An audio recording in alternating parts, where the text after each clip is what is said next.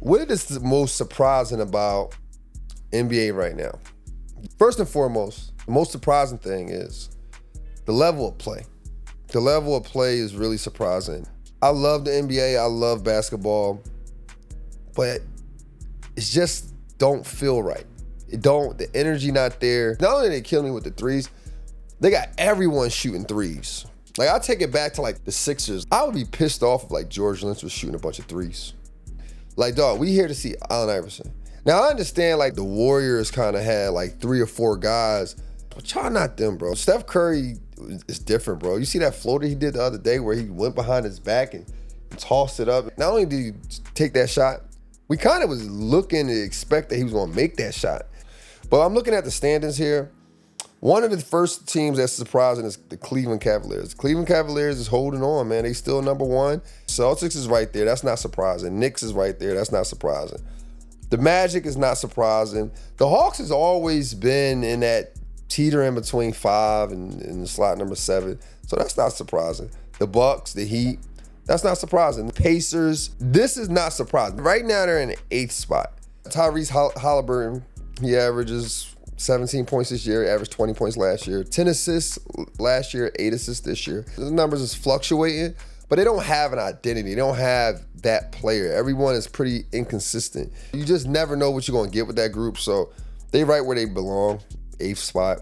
Same thing with the Bulls. Right now, the Sixers is in 11th spot. They battling with a lot of injuries, but still, they have a deep enough team where you would think they'd be better than the Pistons. This is tough to see because they got some real star power. They got some real players. They got some players who can play. But you got guys like Joel Embiid who's been there for a while. He's been there through the process. He's been there kind of teetering between the Eastern Conference Finals to the Finals, MVP seasons. But I don't see him wearing a Sixers jersey for much longer, especially if they keep this up.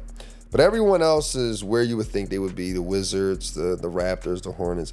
So the East is not that surprising. Let's check out the West. The Thunder being number 1, I'm not surprised about that. They got some dogs over there. They've been together for a while. They respect each other. They have fun. They enjoy playing with each other. And that's what it should look like. In this moment, they're 26-5. You have fun playing with each other. It definitely should reflect in your record, and that's what it does.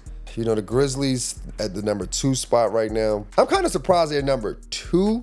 But not surprised they're winning. Ja Morant is an amazing player. He does amazing things with the basketball. Very creative, get everyone involved, make the people around him better. But he did battle with injuries early on, so you would think they would go down as far as like the winning column. They got Jaren Jackson. He's a stud. He'll be one of the better players in the league for years to come for sure.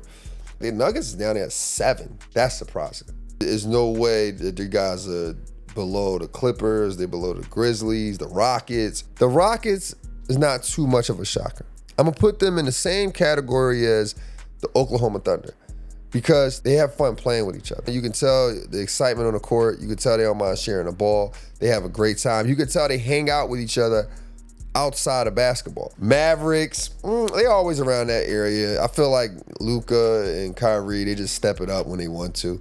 You know, I think they kind of coast throughout the season. They kind of keep guys involved. They do what they need to do. I don't think they really care about where they place at in the playoffs, especially with this top 7. You know, I think they'll be dangerous for any of these guys. The Lakers, I'm not that surprised. You know, they got LeBron James on that team. They got Anthony Davis on that team. You know, they got some veterans on that team, guys who respect the roles, play how they should play. They'll make the playoffs. I think they make the playoffs around this range like they always do, 5, 6, or 7. Clippers in the 6. They got James Harden. The thing that's really surprising is Norman Powell. Norman Powell's getting his moment, and he's taking advantage of it. I mean, he's balling right now. A couple nights ago, he had about 29 points. The night before that, he had about 26 points. He doing what he need to do. He stepped it up. That's what you call a true professional. You'll see a guy who averaged 10, 12 points their whole career. But when they get that opportunity, they start averaging 22 points, 23 points. That's what a professional is. They take on roles, they execute in those roles. When it's time to step up, they step up. So shout out to the Clippers. Not too surprised where they are. Timberwolves 8th. That's surprising. And here's the reflection of who won that trade between Julius Randle and Karl Anthony Towns.